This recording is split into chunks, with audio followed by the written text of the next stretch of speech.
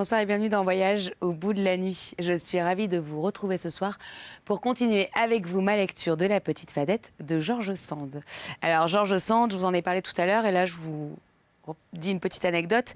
George Sand adorait son arrière-grand-mère par alliance, Madame Dupin. Et elle suit un peu son exemple. Et du coup, George Sand prendra la défense des femmes, prônera la passion, fustige le mariage et luttera contre les préjugés d'une société conservatrice. Voilà, pendant ma lecture, n'hésitez pas à réagir sur les réseaux sociaux avec le hashtag VBN sur Twitter ou bien sur notre page Facebook Voyage au bout de la nuit. N'hésitez pas non plus à aller voir les émissions précédentes en replay sur le site de D8 Replay dans la section Voyage au bout de la nuit. Voilà, je vous souhaite une excellente soirée et je reprends avec vous le chapitre 17 de La Petite Fadette.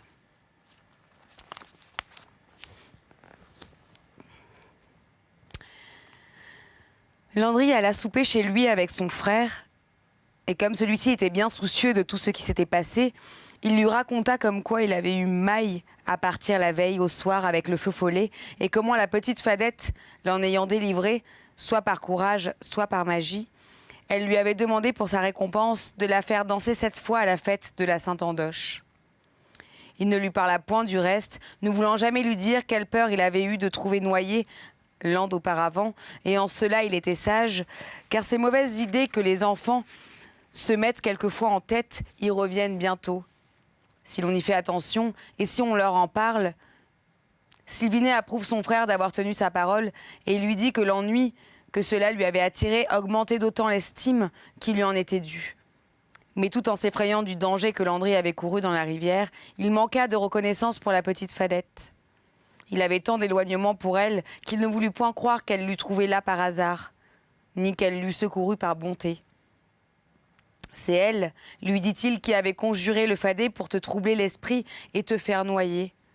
Mais Dieu ne l'a pas permis, parce que tu n'étais pas et n'as jamais été en état de péché mortel. Alors ce méchant grelet, abusant de ta bonté et de ta reconnaissance, t'a fait faire une promesse qu'elle savait bien fâcheuse et dommageable pour toi. Elle est très mauvaise, cette fille-là. Toutes les sorcières aiment le mal, il n'y en a pas de bonnes. Elles savent bien qu'elle te brouillerait avec la Madelon et tes plus honnêtes connaissances. Elle voulait aussi te faire battre, et si pour la seconde fois le bon Dieu ne t'avait point défendu contre elle, tu aurais bien pu avoir quelques mauvaises disputes et attraper du malheur. Landry, qui voyait volontiers par les yeux de son frère, pensa qu'il avait peut-être bien raison, et ne défendit guère la Fadette contre lui. Ils causèrent ensemble sur le follet que Sylvinet n'avait jamais vu et dont il était bien curieux d'entendre parler, sans pourtant désirer le voir. Mais ils n'osèrent pas en parler à leur mère parce qu'elle avait peur, rien que d'y songer. Ni à leur père parce qu'il s'en moquait et en avait plus de 20 sans y donner d'attention. On devait danser jusqu'à la grande nuit. Mais Landry, qui avait le cœur gros à cause qu'il était pour de bon fâché contre la Madelon, ne voulait point profiter de la liberté que la Fadette lui avait rendue. Et il aida son frère à aller chercher ses bêtes au pacage. Et comme cela le conduisait à moitié chemin de la Priche et qu'il avait le mal de tête, il dit adieu à son frère au bout de la Joncière. Sylvinet ne voulut point qu'il allât passer au guet des roulettes, crainte que le follet ou le grelet ne lui fissent encore là quelques méchants jeux. Il lui fit promettre de prendre le plus long et d'aller passer à la planchette du grand moulin. Landry fit comme son frère souhaitait, et au lieu de traverser la Joncière, il descendit la Traîne, qui longe la côte du Chaumois. Il n'avait peur de rien, parce qu'il y avait encore du bruit en l'air à cause de la fête. Il entendait tant soit peu les musettes et les cris des danseurs de la Sainte-Androche. Et il savait bien que les esprits ne font leur malice que quand tout le monde est endormi dans le pays. Quand il fut au bas de la côte, tout au droit de la carrière, il entendit une voix gémir et pleurer, et tout d'abord il crut que c'était le courlis. Mais à mesure qu'il approchait, cela ressemblait à des gémissements humains, et comme le cœur ne lui faisait jamais défaut, quand il s'agissait d'avoir affaire à des êtres de son espèce, et surtout de leur porter secours, il descendit hardiment dans le plus creux de la carrière. Mais la personne qui se plaignait ainsi fit silence en l'entendant venir. « Qui pleure donc ça par ici ?» demanda-t-il d'une voix assurée. On ne lui répondit mot. Y a-t-il par là quelqu'un de malade ? Fit-il encore. Et comme on ne disait rien, il songea à s'en aller. Mais auparavant, il voulut regarder Émile et Pierre et les grands chardons qui encombraient l'endroit. Et bientôt, il vit à la clarté de la lune qui commençait à monter, une personne couchée par terre tout de son long, la figure en avant et ne bougeant non plus que si elle était morte. Soit qu'elle n'en valut guère mieux, soit qu'elle se fût jetée dans une grande affliction, et que pour ne pas se faire apercevoir, elle ne voulut point remuer. Landry n'avait jamais encore vu ni touché un mort. L'idée que c'en était peut-être un lui fit une grande émotion, mais il se surmonta, parce qu'il pensa devoir porter assistance à son prochain, et il alla résolument pour tâter la main de cette personne étendue, qui, se voyant découverte, se releva à moitié aussitôt qu'il fut auprès d'elle. Et alors, Landry connut que c'était la petite Fadette. Chapitre 18. Landry fut fâché d'abord d'être obligé de trouver toujours la petite Fadette sur son chemin. Et comme elle paraissait avoir une peine, il en eut compassion. Et voilà l'entretien qu'ils eurent ensemble. « Comment, Grelet, c'est toi qui pleurais comme ça ? Quelqu'un t'a-t-il frappé ou pourchassé encore, que tu te plains et que tu te caches ? Non, Landry, personne ne m'a molesté depuis que tu m'as si bravement défendu. Et d'ailleurs, je ne crains personne. Je me cachais pour pleurer, c'est tout, car il n'y a rien de si sot que de montrer sa peine aux autres. Mais pourquoi as-tu une si grosse peine ? Est-ce à cause des méchancetés qu'on t'a faites aujourd'hui ? Il y a eu un peu de ta faute, mais il faut t'en consoler et ne plus t'y exposer. Pourquoi dites-vous, Landry, qu'il y a eu de ma faute ? C'est donc un outrage que je vous ai fait de souhaiter de danser avec vous ? Et je suis donc la seule fille qui n'ait pas le droit de s'amuser comme les autres ? Ce n'est point cela, Fadette. Je ne vous fais point de reproche d'avoir voulu danser avec moi. J'ai fait ce que vous souhaitiez et je me suis conduit avec vous comme je devais. Votre tort est plus ancien que la journée d'aujourd'hui. Et si vous l'avez eu, ce n'est point envers moi, mais envers vous-même, vous le savez bien. Non, Landry. Aussi vrai que j'aime Dieu, je ne connais pas ce tort-là. Je n'ai jamais songé à moi-même, et si je me reproche quelque chose, c'est de vous avoir causé du désagrément contre mon gré. Ne parlons pas de moi, Fadette. Je ne vous fais aucune plainte, parlons de vous. Et puisque vous ne vous connaissez point de défaut, voulez-vous que de bonne foi et de bonne amitié, je vous dise ce que vous avez ? Oui, Landry, je le veux. Et j'estimerai cela la meilleure récompense ou la meilleure punition que tu puisses me donner pour le bien ou le mal que je t'ai fait. Eh bien, Fanchon Fadet, puisque tu parles si raisonnablement et que pour la première fois de ta vie, je te vois douce et traitable, je vas te dire pourquoi on ne te respecte pas comme une fille de 16 ans devrait pouvoir l'exiger. C'est que tu n'as rien d'une fille et tout d'un garçon. Dans ton air et dans tes manières, c'est que tu ne prends pas soin de ta personne. Pour commencer, tu n'as point l'air propre et soigneux, et tu te fais paraître laide par ton habillement et ton langage. Tu sais bien que les enfants t'appellent d'un nom encore plus déplaisant que celui de Grelet. Ils t'appellent souvent le malot. Eh bien, crois-tu que ce soit à propos de, à 16 ans, de ne point ressembler encore à une fille ? Tu montes sur les arbres comme un vrai chat et curieux. Et quand tu sautes sur une jument, sans bride ni selle, tu la fais galoper comme si le diable était dessus. C'est bon d'être forte et leste. C'est bon aussi de n'avoir peur de rien. Et c'est un avantage de nature pour un homme. Mais pour une femme, trop est trop. Et tu as l'air de vouloir te faire remarquer. Aussi on te remarque, on te taquine, on crie après toi comme après un loup. Tu as de l'esprit et tu réponds des malices qui font rire ceux à qui elles ne s'adressent point. C'est encore bon d'avoir plus d'esprit que les autres, mais à force de le montrer, on se fait des ennemis. Tu es curieuse et quand tu as surpris les secrets des autres, tu les leur jettes à la figure bien durement. Aussitôt que tu as à te plaindre d'eux. Cela te fait craindre et on te déteste, et on déteste ceux qu'on craint. On ne leur rend plus de mal qu'ils n'en font. Enfin, que tu sois sorcière ou non, je veux croire que tu as des connaissances. Mais j'espère que tu ne t'es pas donné au mauvais esprit. Tu cherches à le paraître pour effrayer ceux qui te fâchent, et c'est toujours un assez vilain renom que tu te donnes là. Voilà tout tes torts, Fanchon Fadet, et c'est à cause de ces torts-là que les gens en ont avec toi. Rumine un peu la chose et tu verras que si tu voulais être un peu plus comme les autres, on te serait plus de gré de ce que tu as de plus que dans ton entendement. Je te remercie, Landry, répondit la petite Fadette d'un air très sérieux, après avoir écouté le besson bien religieusement.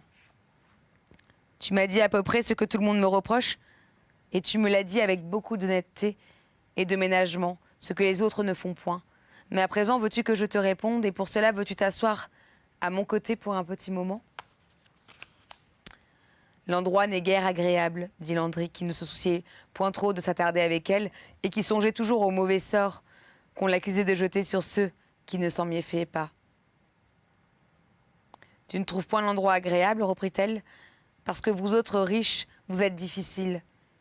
Il vous faut du beau gazon pour vous asseoir dehors, et vous pouvez choisir dans vos prés et dans vos jardins les plus belles places et le meilleur ombrage. Mais ceux qui n'ont rien, à eux, n'en demandent pas si long au bon Dieu. Et ils s'accommodent de la première pierre venue pour poser leur tête.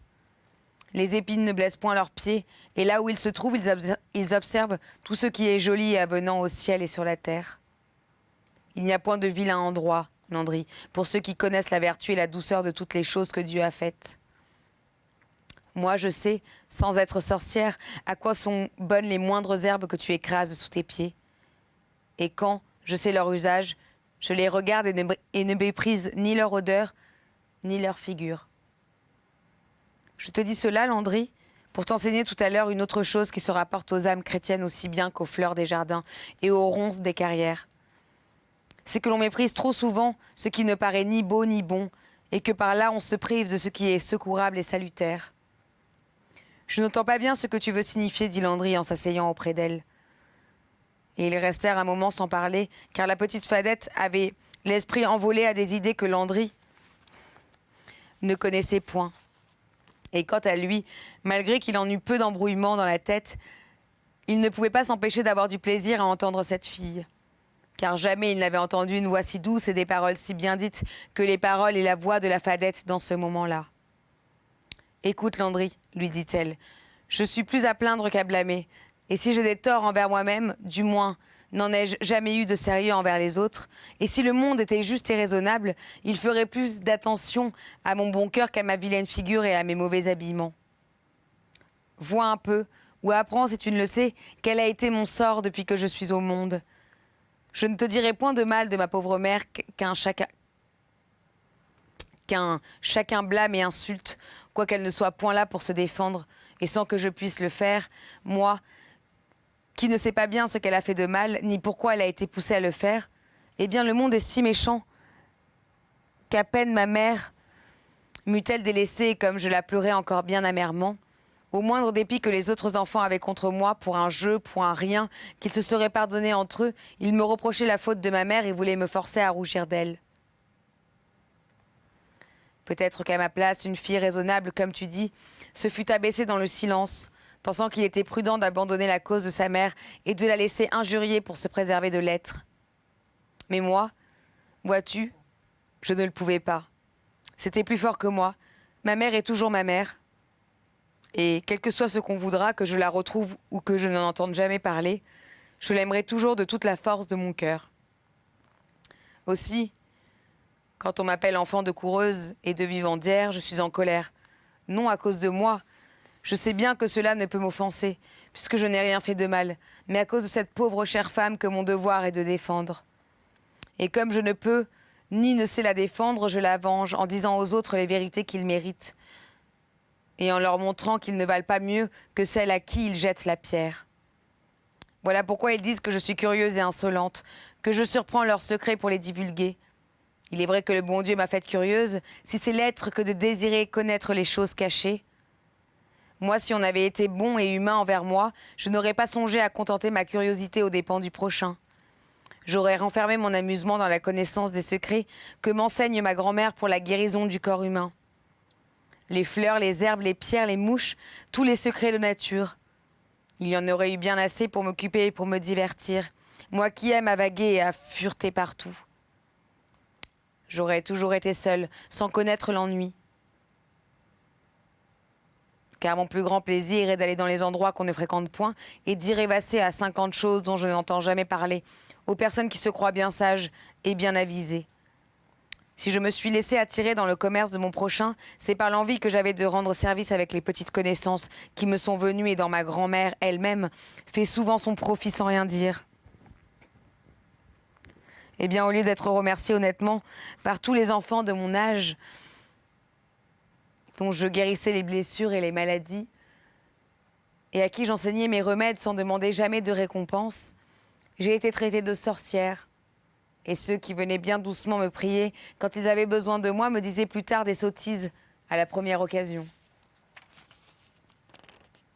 Cela me courrouçait. Et j'aurais pu leur nuire, car si je sais des choses pour faire du bien, j'en sais aussi pour faire du mal.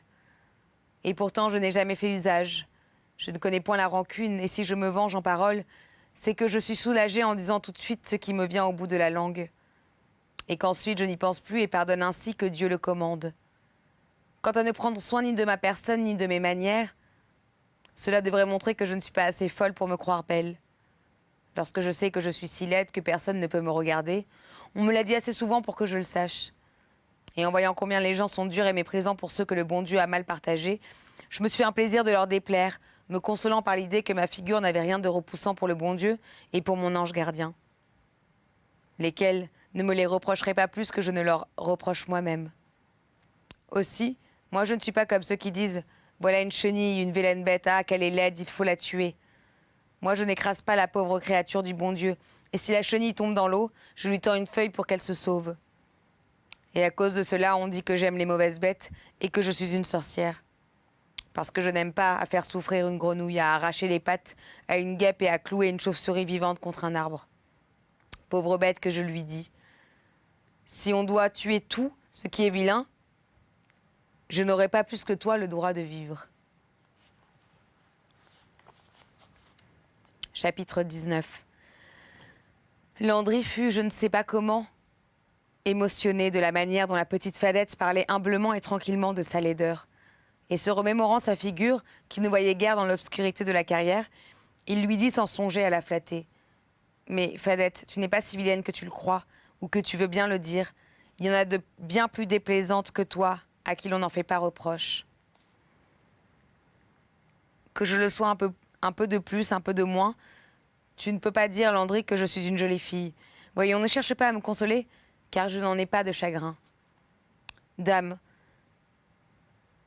qu'est-ce qui sait comment tu serais si tu étais habillée et coiffée comme les autres? Il y a une chose que tout le monde dit, c'est que tu n'avais pas le nez si court, la bouche si grande et la peau si noire, tu ne serais point mal, car on dit aussi que dans tout le pays d'ici, il n'y a pas une paire de yeux comme les tiens, et tu n'avais point le regard si hardi et si moqueur, on aimerait être vu de ces yeux-là. Landry parlait de la sorte sans trop se rendre compte de ce qu'il disait. Il se trouvait en train de se rappeler les défauts et les qualités de la petite Fadette. Et pour la première fois, il s'y donnait une attention et un intérêt dont il ne se serait pas cru capable un moment plus tôt. Elle y prit garde, mais n'en fit rien paraître, ayant trop d'esprit pour prendre la chose au sérieux. « Mes yeux voient en bien ce qui est bon, dit-elle, et en pitié ce qui ne l'est pas. Aussi, je me console bien de déplaire à qui ne me plaît point, et je ne conçois guère pourquoi toutes ces belles filles que je vois courtiser sont coquettes avec tout le monde, comme si tout le monde était de leur goût. Pour moi, si j'étais belle, je ne voudrais le paraître, et me rendre aimable qu'à celui qui me conviendrait. » Landry pensa à la Madelon, mais la petite Fadette ne le laissa pas sur cette idée-là, elle continua de parler comme s'ensuit. Voilà donc, Landry, tout mon tort envers les autres, c'est de ne point chercher à acquitter leur pitié ou leur indulgence pour ma laideur. C'est de me montrer à eux sans aucun attifage pour la déguiser, et cela les offense et leur fait oublier que je leur ai fait souvent du bien, jamais de mal. D'un autre côté, quand même j'aurais soin de ma personne, où prendrais-je de quoi me faire brave? Ai-je jamais mendié, quoi je n'ai pas à moi un sou vaillant? Ma grand-mère me donne-t-elle la moindre chose, si ce n'est la retirance et le manger? Et si je ne sais point tirer parti des pauvres hardes que ma pauvre mère m'a laissées, est-ce ma faute, puisque personne ne me l'a enseigné? Et que depuis l'âge de 10 ans, je suis abandonnée sans amour ni merci de personne? Je sais bien le reproche qu'on me fait, et tu as de la charité de me l'épargner. On dit que j'ai 16 ans et que je pourrais bien me louer, alors j'aurai des gages et le moyen de m'entretenir.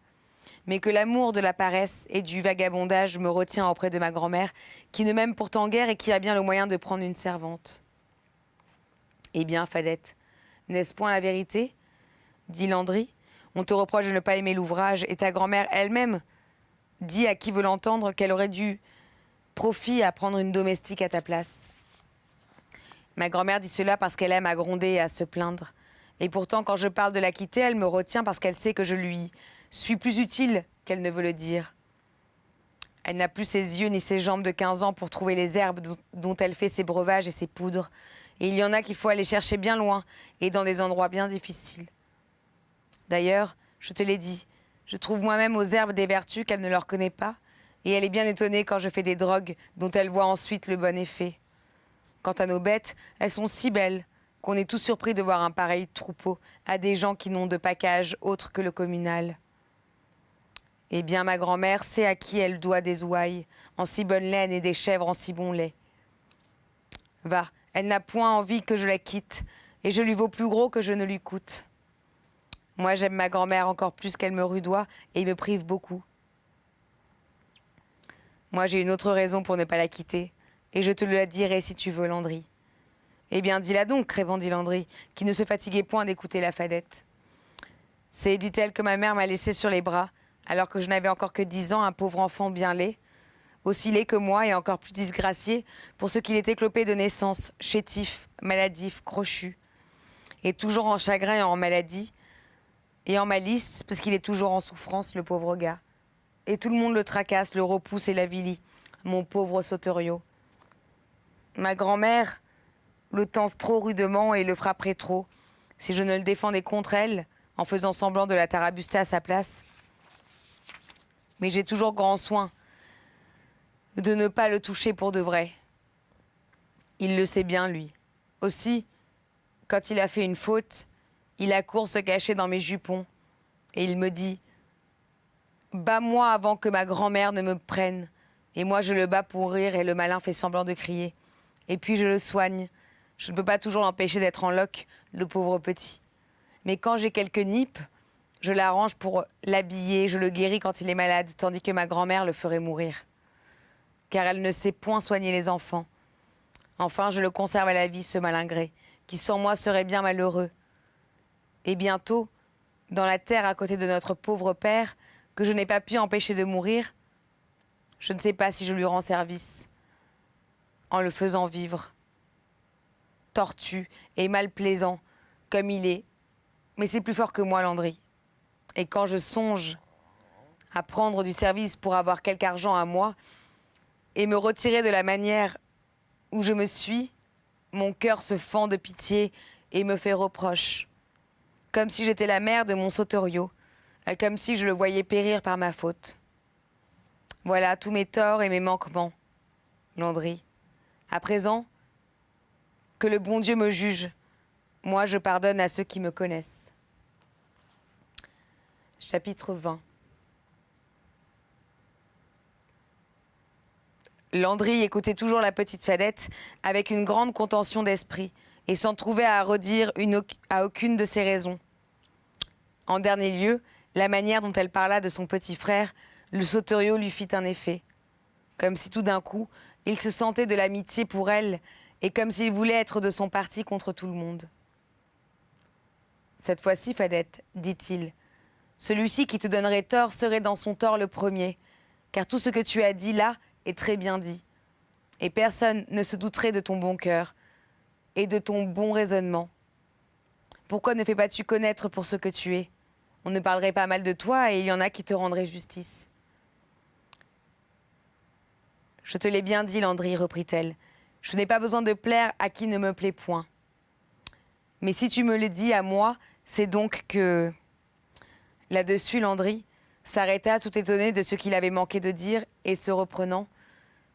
C'est donc, fit-il, que tu as plus d'estime pour moi que pour un autre? Je croyais pourtant que tu me haïssais à cause que je n'ai jamais été bon pour toi.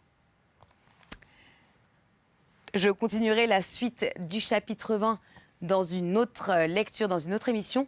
J'espère que vous avez passé un agréable moment et je vous retrouve dans quelques minutes pour la suite du roman La Petite Fadette de Georges Sand. A tout de suite sur D8.